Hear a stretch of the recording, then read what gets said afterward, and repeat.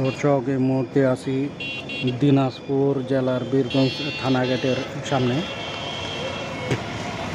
মোবাইলের মুঠোফোনের মাধ্যমে দেখানোর চেষ্টা করছি। এই যে দেখতে পাচ্ছেন বীরগঞ্জ থানা গেট।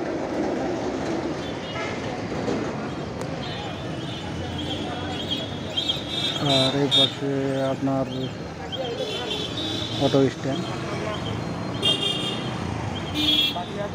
আর এই রাস্তা চলে গেছে আপনার ডাইরেক্ট ঠাকুরগাঁও হয়ে পঞ্চগড়। আর বাম পাশে যে রাস্তাটা দেখতেছেন সেটা বীরগঞ্জের দিকে চলে গেছে।